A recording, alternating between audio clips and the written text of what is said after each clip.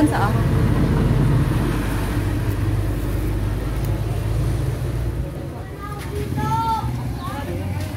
Ha?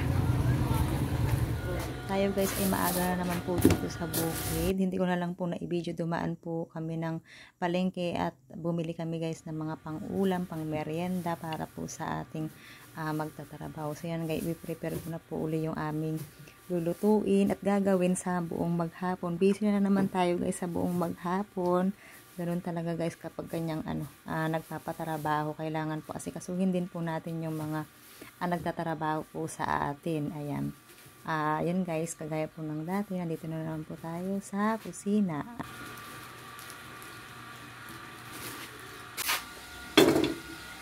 Ang una ko guys gagawin pa ngayong umaga ay magluluto po ako ng almusal para po sa ating magtatrabaho.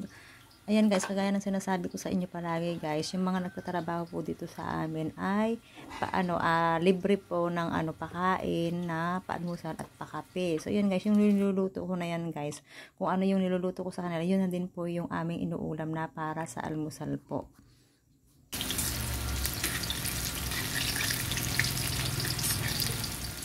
Ito na nga guys, nakaluto na po ako, pritong talong po at saka pritong tuyo po yung ating papaulam na yun din pong ating uulamin na.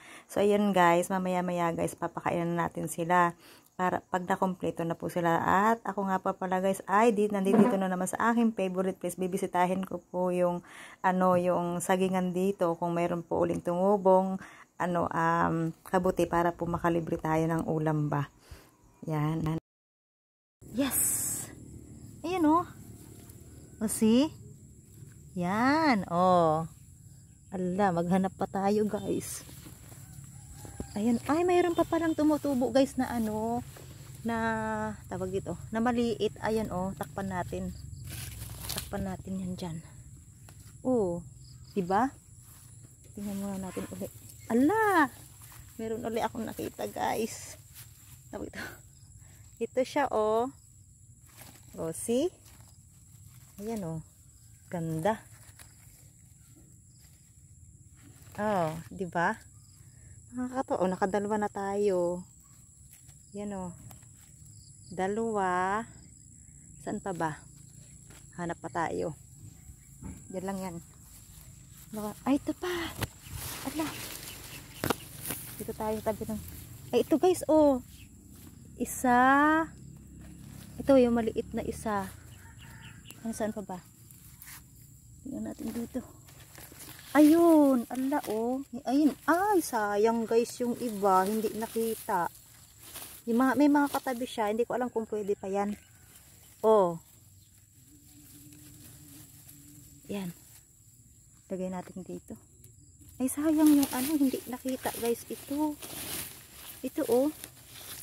Subukan natin kung pwede pa. Yan. Ito kasi parang nauna na itong mga ito. Hindi na pwede yan. Ito.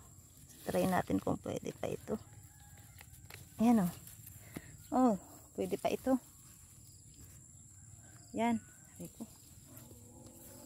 Tapos ito pa. Parang masipag dito. Diba? Nakakuha tayo ng kabuti. Tapos ito pang isa. Ay. Ito oh. Sayang. Ito maliit lang siya eh. Ay, mayroon pa pala guys. Ito oh. Kunin natin, kawawa naman baka magtampo. Yan. Yan yung nakuha ko guys. Hanap pa tayo ng iba. Baka mayroon pang mga nakatago-tago. Sayang naman. Magtampo. Wala na. Ay, ito oh, meron dito guys. Mga pa. Ayun, maliliit pa siya. Diyan lang yan. Saan pa ba? Baka meron. Ayan, wala na. Bukas ulit natin bisitahin. Yung mga nakuha natin guys. Ang gaganda oh. Yan. Ilagay natin dyan. Gulayin natin siya. Fresh. Baka may tumubo ko yan sa isang araw. Dami ko na nakuha dito. Ito. Ayan. At least may libreng pagkain tayo. Ito. Diba? Ang lalaki. Kabuting saging. Ayan siya. Bala ko kumuha guys ng malunggay. Ayan, dito. May malunggay pala dito guys. Manguha tayo ng malunggay. Nasunog na pala guys yung mga na pinagharbisan dito. Oh. Ayan, nasunog na. Ang sunod na niyan guys ay ipapaarado na po. Ito po yung kay Papa. Ayan, nasunog na siya. Ito guys yung malunggay. Manguha tayo. Guys, sana guys ay maganda po yung panahon ngayon at maghapon. Ngayon po ay kami ay magpapa-harvest ng mais. Yun guys, harvest tayo ng mais. So ayun nga lang guys, yung nakuhang harvester ni Mr. Sabi nung mag-harvest, wala daw silang tao. Kaya si Mr. ang na-stress na maghanap ng mga tao na tutulong dun sa harvester ba. Pero okay na yun guys at nakakuha naman ng mga tao ba. Malaga guys ay maka-harvest. At hinahabol namin guys yung init ng panahon. Kasi ang sunod na naman nito guys, mag-uulan na naman.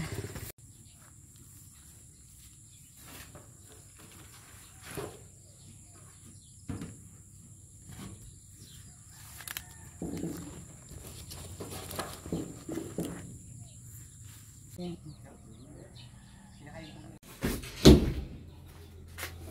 Ayan. Ayan guys, andyan na guys yung mga tao. Maghahanap ng pagkain. Guys, hindi alam ko anong uunahin. Iuna ko pala guys yung mga makakain na mga mangyan. Ayan. Kain na kayo! No, walang isa. Ha? Missing in action. Si ano? No, Ito pala guys, kumakain na sila. Yan yung aming magbibilad mamaya. Asan yung mga kasama yung iba? Ha? So sige. Ayan na, may dalawa pa dito. Si Dex at saka si Irino. Si Dio. Hindi nyo kasama? Asan si... Grabe ka naman. Loko-loko talaga itong mga ito. Suka pala guys. Suka daw. Wait lang. Yan guys yung mga natin, kaibigang mangyan. Nasa pool guys, sila na yung mga mangyan namin na nagtatrabaho. Kaya ate-ate nila ako, charot. Tibenos sabi. Suka daw. So yan guys, nagdalhin ako ng suka, ng toyo, ayan. Ayan guys, bigyan natin ng suka sa kanila. Grabe. Ito na suka. Request ng lakas nyo sa akin eh. Lagyan sili. Sili. Ayun, binayad Ayan, sige, kain lang kayo. Ayan guys. Nakakaluka. Hindi alam kung anong uunahin. Ito pala guys yung pinitas ko nung isang araw. Hindi ko pala siya guys nadala. Lagay na lang natin dito. Kukuha na lang siguro ako ng punti lang. Mamayang hapon. So yan guys. Gugulayin ko pala guys yung kinuha ko kanina. Na ito yung malunggay. Nahimay ko na siya. Ay! Ano ba yan? Ano ba yan? Tapos ito, nahugasan ko na din yung kabuti. Nahugasan ko ng maayos yan guys ha. Ayan natin.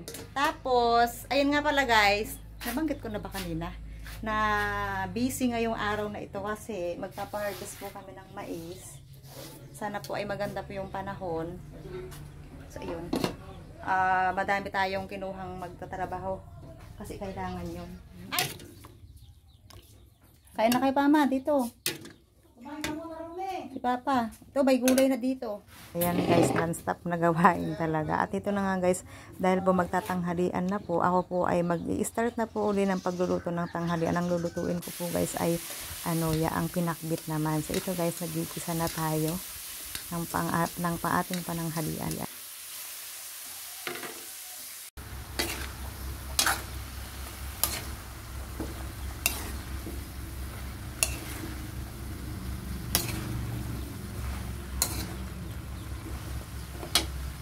Guys, habang tayo nagluluto at pinapalambot yung gulay, gagawa guys ako ng eggs na palaman. Ano yan?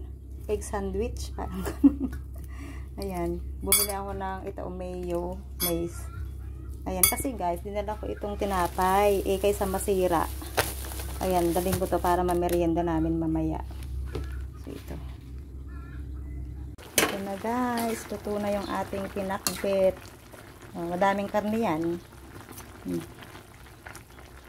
Natin Papatayin na natin para hindi malagsak. Tanghali na guys, pero ang aming agahan ay ito pa lang po. Magsisimula pa lang po kami kumain ni Mr. Siyempre guys, inuuna po namin palagi yung mga magtatrabaho namin bago kami or kami ni Mr. O kami nga ni Mr. Pero sila mama at papa guys, pinapauna na po na din namin kumain yun. Para on time po yung kanilang pagkain ba. So ayan nga pala guys, hindi ko na napakita sa inyo. Ay nagawa ko na po yung pacham-pacham lang na egg sandwich kaysa po masayang yung tinapay kasi hindi po nakain yan nung bumili ako. So dinala ko na lang po dito para po makain namin lahat ba.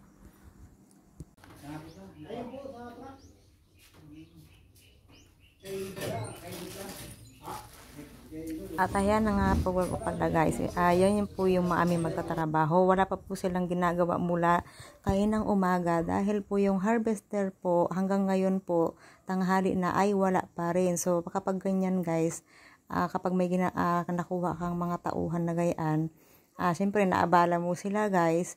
Kailangan kahit na wala silang natrabaho guys, papakainin nyo yan ng umaga, tanghali, at saka pamerienda sa hapon. So ayan guys, naiinip na din naman sila guys na walang ginagawa. Sabi nila ang tagal daw, wala daw silang ginagawa. Kasi nga po guys, wala pa po yung harvester, wala pa po talagang Yang mga yan guys ay galing po ng tribe ng Binlawan. Malayo ba ang Binlawan? Malayo po. Malayo talaga? Yan. Hindi daw abot ng langaw. Hindi abot ng langaw. Ayan, mabiro din yung mga yan guys. Ng ating mga kaibigan na yan.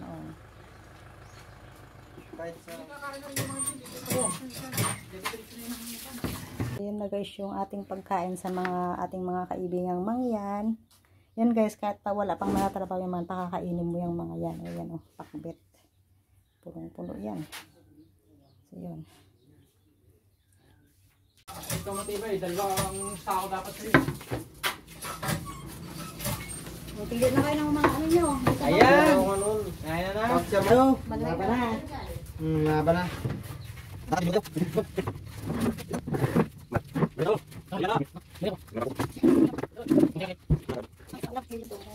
Sino kung wala? Marlito. Yan, kain to. Kain. Ito na nga pala guys, pupunta na po tayo kung saan po hina-harvest yung aming mais. So hapon na po pala guys dumating yung harvester dahil nga daw po pala ay nasiraan daw. Ginawa pa daw po kaya hinapon na. Kaya nga po pala yung aming mga mangyan na kinuha guys ay ngayon pa lang po sila nag-i-start na yung may matrabaho. Sila po yung mga tiga-pulot dahil nga po yung harvester guys as in driver lang po talaga siya. Kaya sabi niya sa amin kumuha daw po kami ng tao na kailangan may namumulot kasi guys pagka nagpapa-harvest po ng ganitong harvester pong gamit, hindi po yan perfect na nakukuha niya lahat. Mas madami din po yung yung mga pupulutin pa. So ayan guys, yung mga naanin na pala na nakasako-sako. So ito yung pala yung mais namin guys. Kung mas konti nung nakaraan, mas konti po ngayon dahil bagsak talaga as in guys yung aming padalawang beses na yan guys. Nakakapanghina dahil ang laki po ng aming ginagastos dito. Kaso wala po tayong magagawa. Ganun po talaga sa palaran po yung pagbubukid ba. Blessing pa rin po yan yung mga ganitong bagay. Wala po tayong magagawa kasi lalo pag dumating yung mga kalamidad. Kasi yung nung tinatanim yan guys, nung tinatanim ito tapos nung magbubungahan, kumbaga bubunga na siya, nasalubong siya nung tag-ulan ba, yung habagat kung tawagin guys, kaya yun parang pangit po yung bunga tapos dry na dry pa. Pero yan naman guys ay pinapatubigan pero wala po tayong magagawa guys, ganun po talaga. So yan guys, patapos na pala guys yung aming pinapa-harvest. Mamaya bibilangin na lang po yan kung ilan po yung naani. So ayan guys, ayan, patapos na siya, isang hilahan na lang to. Tapos yung iba namang mga guys, hindi lang mapapansin yan, namumulot po yung mga nakuha namin yung mga magkatrabaho.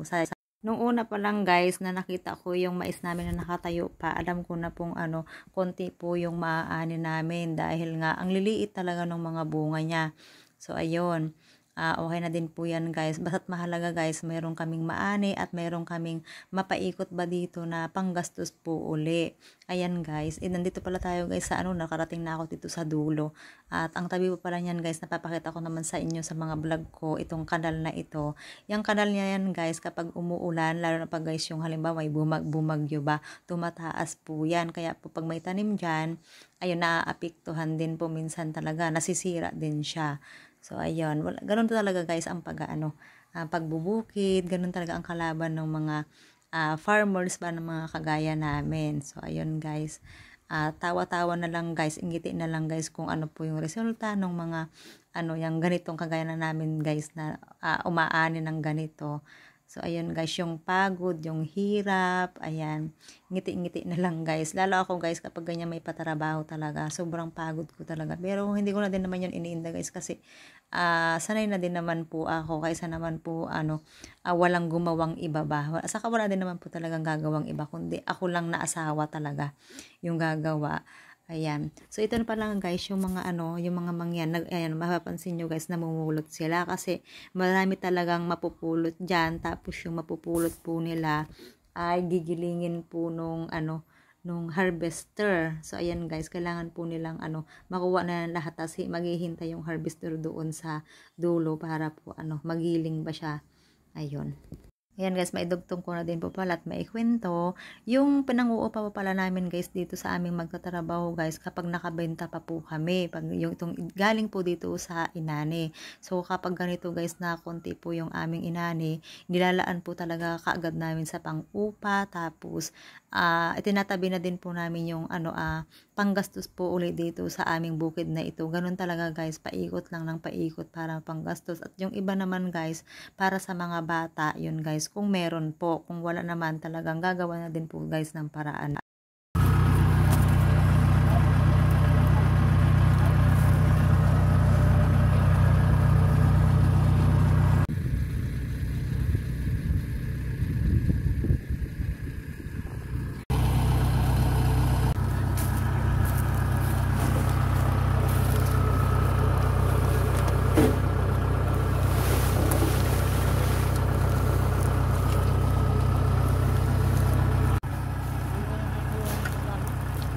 Tapos na.